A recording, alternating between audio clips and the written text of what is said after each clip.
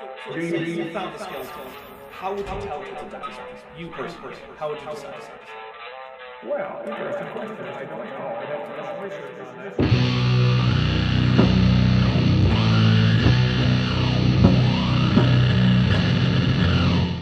Hey there YouTube, the Dapper Dinosaur here.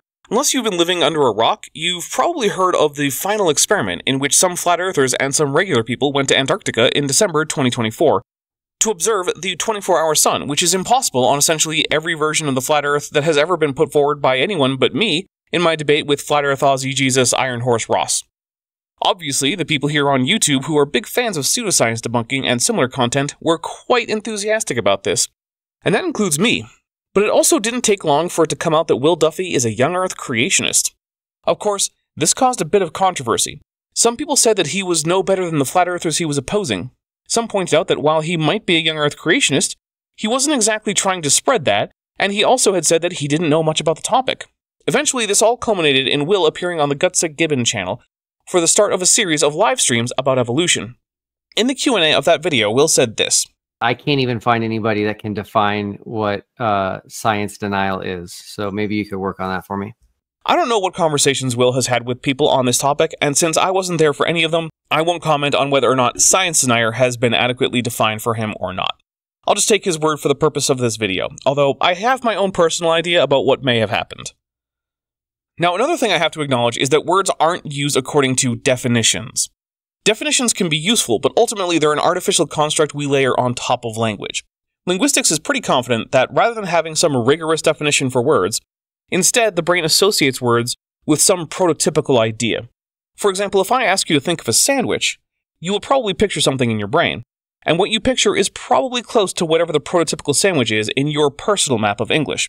If you're not a native English speaker, then what probably happens is that you think of the word in your language that you would normally translate to sandwich, and you think of an object that is close to the prototypical sandwich in your internal personal map of your native language.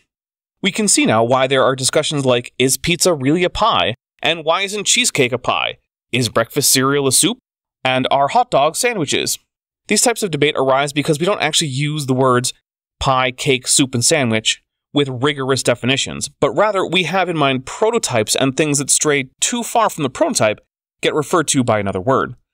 For this reason, it's a bit of a fool's errand to try to find a definition for science denier that will fit all instances of its use. But sometimes, I am a fool with errands to run. So let's see what we can come up with anyway. The appellation science denier is a pretty easy to break down phrase, and it very obviously is derived from science denial. That is, the act of denying science. In this case, the word deny is used in the sense of reject, rather than in the sense of not allow. It's like denying that you were the culprit of a crime, rather than denying your dog a treat. So at the most basic level, I suppose anyone that denies something in science is a science denier. But that seems a bit naive and simplistic. And also, it seems like it might result in anyone who has any erroneous belief about any topic in science being a science denier. But this isn't really how the word is typically used. Virtually everyone probably has some belief about a scientific topic that is incorrect, perhaps because they misremember what they learned about it, or because they were given some misinformation, or they forgot what they learned, or the science has been revised and they were not aware of that fact. An example might be that when I was in school, there was a taxon of mammals called Insectivora. That included toothless animals with long tongues that ate mostly eusocial insects like ants and termites. Now, we have done genetic tests on the former members of this group and found that they actually are not a single group, and that some of its members are more closely related to other animals than to the former members of this group. For example, aardvarks, anteaters, and pangolins were all in Insectivora. But we now know that aardvarks are more closely related to elephants than the other two, that anteaters are more closely related to sloths than the other two, and that pangolins are more closely related to cats and dogs than the other two. Let's suppose that I had not kept up with mammal systematics, and so was not aware that the taxon Insectivora was considered invalid. Would it make me a science denier if I expressed my belief that aardvarks and pangolins were in Insectivora? I don't think so. I think that would simply make me mistaken. So to me at least, science denial is more than just getting science wrong. One element, I think, is that it must be willful.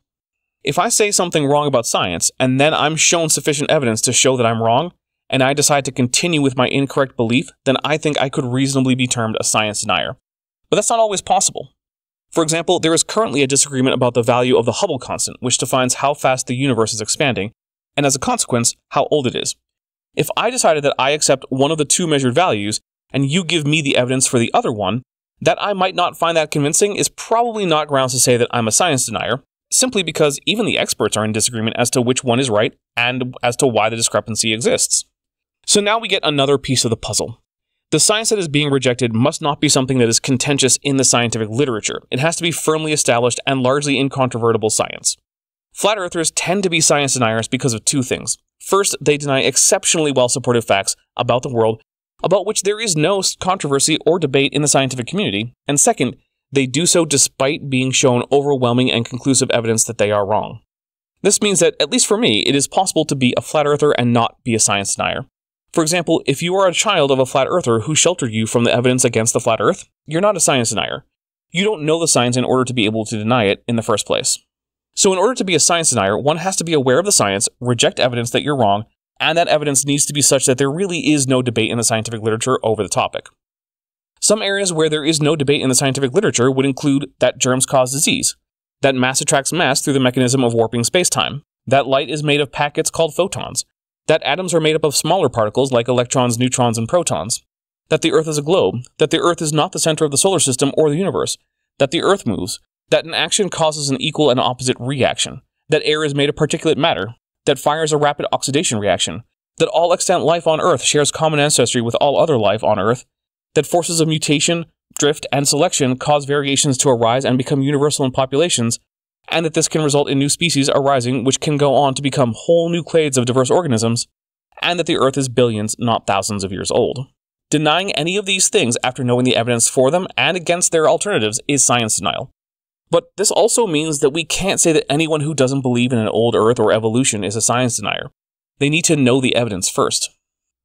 Arun Ra, who I do not always agree with on everything, has said, I think correctly, that among creationists well-informed and honest, you can only pick two. I have modified it to say that you can pick at most two, since obviously some people choose only one, such as Andrew Wakefield, who seems to have chosen well-informed but neither honest nor creationist, or Ra Matt, who has chosen creationist but not honest or well-informed. You can do the same triangle with any kind of rejection of other basic facts of science. Among anti-vaxxer, well-informed, and honest, you can pick no more than two. Among flat-earther, well-informed, and honest, you can pick at most two. To me, a science denier is someone who picks well-informed and fill-in-the-blank pseudoscientific position. Nathaniel Jeanson, Michael Behe, Stephen Meyer, Walt Brown, the late and murderous Gunter Beckley, Austin Whitsitt, Andrew Wakefield, RFK Jr., and Kent Hovind are science deniers. They have been shown why they're wrong many times to their faces, and many of them have more than enough education to not even need to be shown why they're wrong. They persist in denying extremely basic facts about science that are uncontroversially and firmly established while knowing better. But this leaves the question of Will Duffy. Is Will a science denier? Well, he has repeatedly said that he does not know much about the topics involved in young Earth creationism. I don't have any reason to doubt that he's honest about that. He doesn't seem to make it a big part of his life or ministerial work. He said he's open to changing his mind. His current series with Erika will be a test of whether he becomes a science denier. Assuming Erika does a good job explaining the relevant science, which I have no doubt she will, we will see if Will acts like Austin Whitsitt, who saw conclusive refutation of his beliefs, but just decided to dig deeper into denialism, or if Will act like Jaron Campanella, who when presented with a 24-hour Antarctic sun accepted that the globe was in fact true. All right, guys, sometimes you are wrong in life. And has since been on a journey of examining his other conspiracy beliefs. Will Duffy is not a science denier as far as I can tell, at least not the way I use the term. He's in the process of either changing that or confirming that. I hope he confirms it. Will has done more to combat pseudoscience in the last 2 years than most people ever will, and he did it while himself accepting another brand of pseudoscience that is no less wrong, and no less destructive. In fact, I would argue that it is more destructive given the state of science education and funding in the former United States, as well as the general political climate. Will, if you watch this, I believe in you. I think you are capable of taking in new evidence and changing your beliefs to conform to the new evidence. I'm not rooting for you to stop being a Christian. I don't frankly care whether you do or not. Accepting evolution certainly didn't cause me to reject Christianity. I don't see why it would for you either. Prove me right, Will. Anytime you're about to reject something, please, before you do, think really hard about whether you're acting like Austin or Jaron. And that doesn't mean never reject something. I don't know what Erika is going to say to you. She may get something wrong. In fact, she probably will at some point. We all do. I know I have, and I know she has. In fact, I've told her about things that she's gotten wrong, and she acted like Jaron. But it does mean that there will be things that you're told that you don't want to be true, that go against what other creationists have told you, or that go against your current interpretation of your theology. That doesn't make them wrong. To everyone else, I know most of you were hoping that my answer would be yes, Will is a science denier. Because frankly, that would be more fun. I get it. It's entertaining when I rip into people. But one of the principles that I hold to, and that I have expressed before, is that there is a big difference between the people who know better and the people who don't. When RFK Jr. caused the death of 83 poor people in American Samoa, most of them children, it wasn't the parents' fault. It was RFK Jr.'s fault. He lied to them. He got them and their children killed. They're victims, not abusers. The same is true about people who are creationists simply because that's what they were told, and they've never looked into the topic to disconfirm that. I personally think that that's where Will is, unless he's lying, which again, I don't see any evidence of. But it's also true that victims often go on to become abusers, and I'm hoping that that won't happen here. I hope Will won't, after learning about the sciences of geology, nuclear physics, hydrology, taphonomy, evolutionary biology, etc., go on to lie to his congregation or others. If he does, and I learn about it, I'll be here to talk about it. Lastly, to all the creationists who are about to whine that I'm assuming that I'm right, but who have some counter that they're about to spill into the YouTube comments, spare me. I won't debate in the comments, and if you keep trying to get me to do so, you'll be banned. I have two things for you. First, I am right, because I am indeed advocating for the position that has been long and uncontroversially held in science, with overwhelming evidence, and with overwhelming preclusionary evidence against your position. Second, if you want to debate me, just email me. I'm the.dapper.dino.yt@gmail.com. I will get a debate set up as soon as I can, or a discussion if that's more your style. In fact, now that you know how to actually attempt to debate me, you have no excuse to even try doing so in the comments. Well, I hope you enjoyed this short and rather unusual video. Have a wonderful rest of your day, stay safe, and until next time, I'm the Dapper Dinosaur.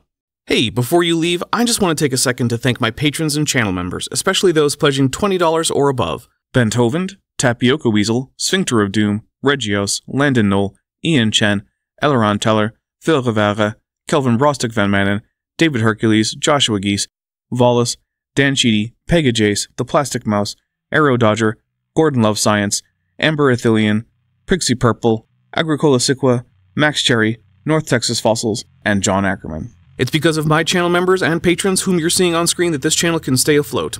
Without you, it would all shut down. If you want to join the team, there's a link to join the channel below this video, and there's a link to join the Patreon in the description. On the Patreon, you can get a 15% discount for pledging annually, and either way, you get early access to virtually all of my scripted videos months before they come out for the general public. Thanks for watching.